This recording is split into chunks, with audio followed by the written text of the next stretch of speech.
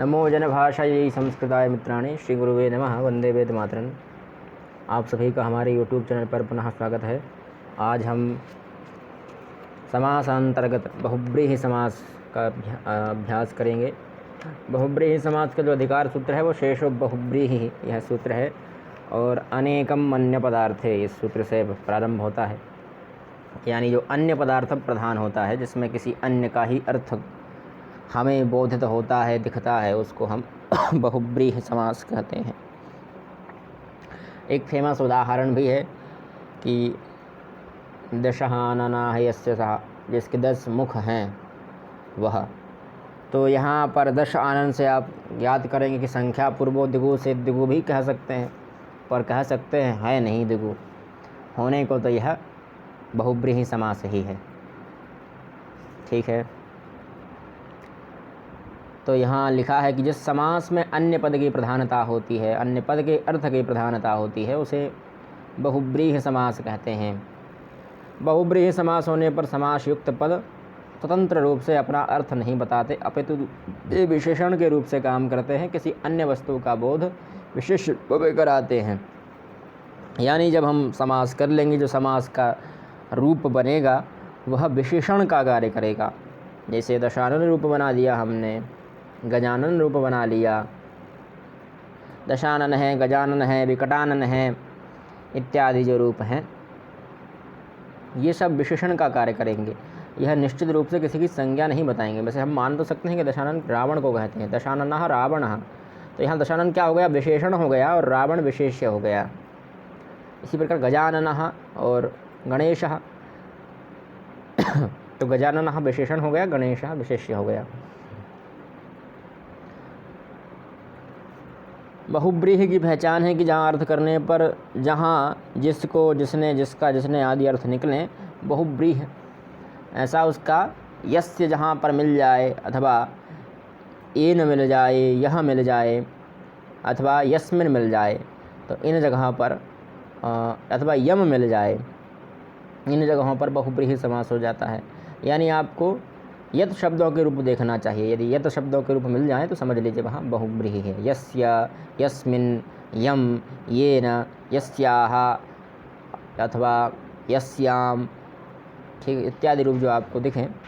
समानाधिकरण, समानाधिकरण वह होता है जहाँ पर दोनों विभक्तियाँ एक ही विभक्ति होती, दोनों पदों में एक ही विभक्ति होती है, प्रथमा विभक्ति होती है, वहाँ पर समानाधिकरण होता है। फिर है सहार्थक। सहार्थक मतलब किसी के साथ में। मेन हम पित्रातुल्य हमने पढ़ाया था, तब मैंने बताया भी था कि यहाँ सहार्थक हो, किसी के साथ में हो, वहाँ पर बहुब्रीहि समास होता है। फिर व्यधिकरण, जब दोनों में अलग अलग विभक्तियाँ हों वहाँ व्यधिकरण होता है। सबसे पहले समानाधिकरण है, समानाधिकरण, यही है समानाधिकरण, नानाधिकरण नहीं है, समानाधिकरण। तो समानाधिकरण में दोनों पद में प्रथमा विभक्ति ही रहती है। अन्य पदार्थ कर्ता को छोड़कर कर्मकरण आदि कोई भी हो सकता है। अब उदाहरण दे रहे हैं आपके लिए। दोनों पद में प्रथमा विभक्ति होनी चाहिए, पर अन्य पदार्थ जो होगा उसमें कोई और विभक्ति हो सकती है, उसमें कोई दिक्कत नहीं है। प्राप्तम उदकम, यहाँ दोनों में क्या है, एक ही विभक्ति है। यहाँ कर्म है प्राप्तम उदकम, यानी उदक अर्थात जल को जिसने प्राप्त कर लिया है वह। यहाँ देखिए विभक्तियाँ दोनों में समान कहाँ हैं। यह सह, यह मतलब जो, सह मतलब वह, प्राप्तम और उदकम इन दोनों में तो द्वितीया है, यानी जल को प्राप्त कर लिया। और प्राप्तम में तो यह तो क्रिया है, खैर, यानी उदकम प्राप्तम यह सह, जिसने जल को प्राप्त कर लिया है। यहाँ जिसने शब्द आया वह, तो वह क्या होगा, प्राप्तोदकः, जिसने जल को प्राप्त कर लिया है। किसने जल को प्राप्त कर लिया है, तो कोई व्यक्ति होगा जो बहुत देर से प्यासा होगा और जल की प्रतीक्षा में होगा, उसने जल को प्राप्त कर लिया है, उदक को प्राप्त कर लिया है, तो प्राप्तोदकः वह बन गया। प्राप्तम उदकम, ये दोनों मुख्य पद हैं। यम सह, यह सह, तो ये बाद के पद हैं। तो प्राप्त था और प्राप्तम था और उदकम था, वो ऊपर लग देते हैं हम, बिंदी ये हटा दीजिए यहाँ। इन दोनों का लोप हो जाएगा। का लोप नहीं होगा, का के ऊपर की जो माँ है यानी विभक्ति है उसका लोप हो जाएगा और बचेगा सिर्फ प्राप्त और उदक, है ना। प्राप्त और उदक गुण जानते ही हैं आप, तो प्राप्तोदक ऐसा रूप बन जाएगा और इसमें सुविभक्ति लगाएंगे तो प्राप्तोदक ऐसा रूप बन जाएगा। प्राप्तोदका। प्राप्तोदको ग्रामः, जिसने जल को प्राप्त कर लिया है ऐसा ग्राम, क्योंकि यह विशेषण के रूप में प्रयुक्त होते हैं, आप लोग जानते ही हैं। प्राप्तोदको रामः, जिसने ऐसा राम जिसने जल को प्राप्त कर लिया है। प्राप्तोदको कृष्णः, ऐसा कृष्ण जिसने जल को प्राप्त कर लिया है। प्राप्तोदको ग्रामः, प्राप्तोदको नगरम, प्राप्तोदको हरिद्वारम इत्यादि रूप बना सकते हैं। विशेषण के रूप में कार्य करेंगे, किसी विशेष्य पद की आवश्यकता होनी चाहिए। फिर कर्म के रूप में देख लीजिए, कर्म का रूप हो गया कर्ण का रूप। हताः शत्रवा एन सहा, जिसने शत्रुओं का वध कर दिया है, मार दिया है, शत्रुओं को हत कर दिया है, घायल कर दिया है, मार दिया है। एक प्रकार से हत का मतलब मारना ही अर्थ ले लीजिए। हताः अर्थात मार दिया है। शत्रवः बहुवचनांत था और इसलिए क्रिया भी बहुवचनांत हो गई है ना। अब यह कर्मवाच्य था इसलिए कर्म के अनुसार क्रिया चल रही है और कर्मवाच्य में प्रथमा होती है, कर्म में प्रथमा होती है, तो शत्रवः कर्म है और कर्म में बहुवचन है इसलिए कर्म के अनुसार क्रिया हुई, हताः रूप बना। कर्तृवाच्य कर्मवाच्य नहीं पढ़ा रहा हूँ पर बता दिया सामान्य रूप से। एन मतलब जिसके द्वारा, यह करता है जिसके द्वारा। सहा, सहा मतलब वह, जिसके द्वारा शत्रु मारे गए वह, यह अर्थ है। तो वह क्या हो गया, हत शत्रु। हताह का ले लीजिए, हत और हताह मान लीजिए आप, तो हताह और शत्रु था, शत्रवः। यह बहुवचनांत है, यह भी बहुवचनांत है। इसमें जस प्रत्यय लगा है और इसमें भी जश विभक्ति लगी है। जश का लोप कर दीजिए, बचेगा हत और शत्रु। क्या बचेगा, हत और शत्रु, दोनों को मिला देंगे तो हत शत्रु और विभक्ति ले आएंगे तो हत शत्रु ऐसा रूप बन जाएगा। हत शत्रु का अर्थ हो जाएगा राजा। हत शत्रु नृपः, ऐसा राजा जो हत शत्रु है। हत शत्रु योद्धा, जिसने अपने शत्रु को मार दिया है ऐसा योद्धा। हत शत्रु नायकः, ऐसा नायक जिसने अपने शत्रु का नाश कर दिया है। और उत्तीर्ण परीक्षा इत्यादि रूप बनेंगे इसमें। कृतकृत्यः, ये रूप भी तृतीय तत्पुरुष के ही हैं। तृतीया कर्ण बहुब्रीहि के हैं। तो यहाँ हमने देखा दोनों में समान विभक्तियाँ थीं। यहाँ देखिए प्राप्तम उदकम में भी द्वितीया थी और यम में भी द्वितीया थी। ऐसा व्यक्ति जिसने जल को प्राप्त कर लिया है वह। और यहाँ हतः शत्रवा येन सह, जिसने शत्रुओं को नष्ट कर दिया है वह व्यक्ति। अब अगला है यहाँ पर संप्रदान के अर्थ में दत्तम भोजनम यस्मै सह। अब दा धातु है यहाँ, दा, और दा के योग में होती है चतुर्थी, ये आप लोग जानते ही होंगे। यहाँ द्वितीया नहीं करना है, यहाँ चतुर्थी ही करना है, क्योंकि दा के योग में सदैव चतुर्थी ही होती है। ओ कृष्ण क्षम्यताम।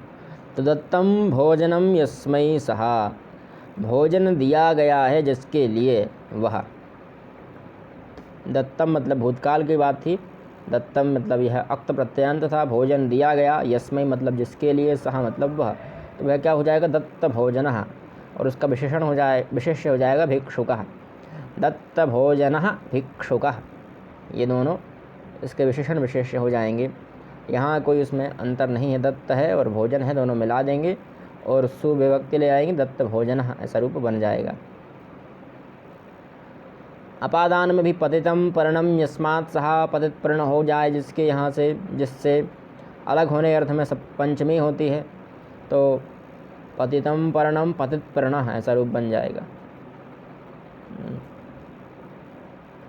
यस्मात् मतलब जिससे, जिससे पत्ता अलग हो तो वहाँ पतित पर्णः रूप बन जाएगा। अब पीतम अंबरम यस्य सहा, पीत है, अंबर मतलब वस्त्र जिसका, किसका, श्री कृष्ण का, श्री राम का इत्यादि। ठीक है, तो पीतम अम्बरम यस्य सः पीताम्बरः। पीतम था, पीतम की विभक्ति का लोप, पीत बचेगा और इधर हो जाएगा अंबर, है ना, अंबर था, यह अंबर। अंबर मतलब आकाश भी होता है, अंबर मतलब वस्त्र भी होता है। तो पीत है अंबर जिसका, यहाँ पर हम दोनों को मिला देंगे और यह हमारा सवर्ण दीर्घ हो जाएगा, तो पीताम्बर ऐसा रूप हो जाएगा संधि करने के बाद, और सुविभक्ति लाने पर पीताम्बरः। ठीक है, उसी प्रकार से दश आननानि यस्य सः, यहाँ पर भी रावण हो जाएगा। चत्वारि आननानि यस्य सः चतुर्मुखानि यस्य सः, चत्वारि मुखानि यस्य सः, अथवा पद्मयोनिः यस्य सः, यह सब पद्मम योनिम यस्य सः, ये सब जो हैं ये संबंध बहुब्रीहि के उदाहरण हैं। पद्मयोनि, अधिकरण, अधिकरण का मतलब होता है सप्तमी, अब जानते ही हैं।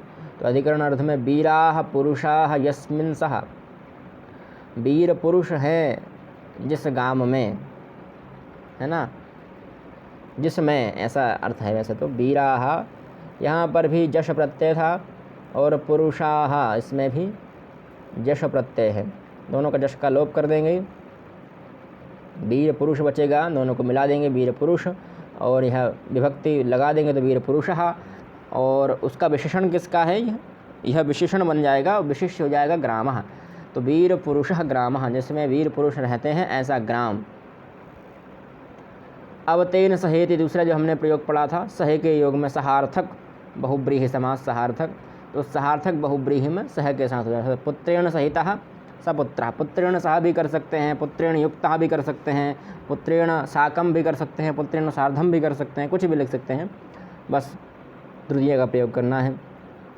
तेन सहित तुल्य योगे, इस सूत्र से जैसे पुत्रेण सहितः सपुत्रः, अनुजेन सहितः सानुजः, अग्रजेन सहितः साग्रजः, बान्धवेन सह सबान्धवः, विनयेन सह सविनयम्, आदरेण शाकम आदरेण साकम सादरम, अनुरोधेन सह सानुरोधम।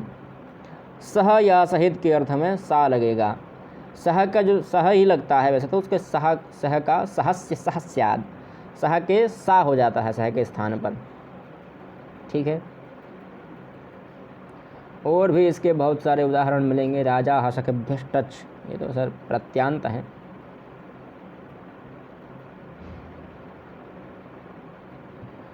संख्या पूर्वम रात्रम क्लीबम, ये थोड़ा पढ़ाने वाली चीज़ है, मैं आपको बता दूंगा ये बाद में। इससे नवरात्रम शब्द बनता है, बहुत सारे लोग कहते हैं नवरात्रि की शुभकामनाएँ, नवरात्र की शुभकामनाएँ, है ना, नवरात्र से शुभकामनाः, ऐसा भी लिखते हैं कुछ लोग लिखते हैं नवरात्रे शुभकामनाः, पर वास्तविक में जो सही रूप है वह क्या है। एक वार्तिक है, संख्या पूर्वम रात्रम क्लीबम, है ना, संख्या पूर्व में जिस रात्रि की अगर विशेषता बताई जा रही है तो वहाँ क्लीब हो जाता है वहाँ, जैसे द्विरात्रम, त्रिरात्रम, नवरात्रम इत्यादि में। ठीक है, तो नवरात्रम जो शब्द है वह साधु शब्द है। तो अब आप लोगों को प्रयोग करना है नवरात्रम का ही। ठीक है, नवरात्रि जो है वह गलत प्रयोग है, और नवरात्र भी गलत प्रयोग है। नवरात्र है यदि आप लिख रहे हैं तो वह भी गलत प्रयोग है। सही क्या है, नवरात्रम, नपुंसक लिंग में प्रयोग होना चाहिए। क्लीबम, क्लीब मतलब नपुंसक लिंग। फिर है व्यधिकरण, दोनों पदों में अलग अलग विभक्ति हो। जब दोनों पदों में अलग अलग विभक्ति हो, जैसे धनुः पाणौ यस्य सः, धनुः मतलब धनुष, पाणौ मतलब हाथ, एक हाथ में है जिसके, तो वह धनुः पाणौ यस्य सः धनुष्पाणिः श्री रामः, ये धनुष्पाणी रूप बन जाएगा, है ना। अब ये पा से पूर्व में शकार को मूर्धन्य शकार हो जाता है, ये ध्यान रखिएगा। धनुः था, धनुष शब्द था वैसे तो, सु हो जाएगा, वो सब अलग व्यवस्था है। पाणी ही था, पाणी ही, और इस शकार को क्या हो जाएगा, मूर्धन्य शकार। ठीक है, शा, पा और का से पूर्व में यदि कोई सा हो तो सा को मूर्धन्य शकार हो जाता है, धनुष्पाणि ऐसा रूप बन जाएगा। ठीक है, और कुछ उदाहरण भी दिए होंगे उन्होंने। चतुराननः पद्मयोनिः, ये आप जानते हैं। चतुराननः पद्मयोनिः, दत्तभोजनः दत्तं भोजनं यस्मै, विनयेन सहितः आदरेण सहितः, ये सब आप जानते ही हैं। पीतम अंबरम यस्य सः, तो पीतांबरः। दश आननानि यस्य सः, दशाननः। बान्धवैः सहितः, तो साबान्धवाः। सत्यनिष्ठा यस्मात्, सत्यनिष्ठा यस्य सः, तो यहाँ सत्यनिष्ठा ऐसा रूप बन जाएगा। पतितं पुत्रम यस्मात्, पतित पुष्पम है, पतित पुत्रम नहीं है, पतित पुष्पम यस्मात्, पतितं पुष्पम यस्मात् सः, तो यहाँ पतित पुष्पः ऐसा रूप बनेगा। विनयेन सहितं सविनयम्। इसी प्रकार से चतुराननः, चत्वारि आननानि यस्य सः, पद्मं योनिं यस्य सः, और चतुर्मुखं तो चत्वारि मुखानि यस्य सः, दत्तं भोजनं यस्मै, विनयेन सहितः आदरेण सहितः अनुजेन सहितः अग्रजेन सहितः धर्मनिष्ठः, धर्मे निष्ठा यस्मात् यस्मिन्, धर्मम निष्ठा यस्मिन्, धर्मनिष्ठा यह बन जाएगा। इसी प्रकार ज्ञान में जिसकी निष्ठा हो वह ज्ञाने निष्ठा यस्य सः, सत्ये व्रतः यस्य सः, सत्य में व्रत है जिसका, सत्य व्रत जो धारण करता है, सत्यव्रतः, तो सत्यव्रत हो जाएगा। धर्म में निष्ठा होगी धर्मनिष्ठा। इसी प्रकार ज्ञान में निष्ठा जिसकी होगी वह ज्ञाननिष्ठा, ज्ञाने धर्मे निष्ठा यस्य।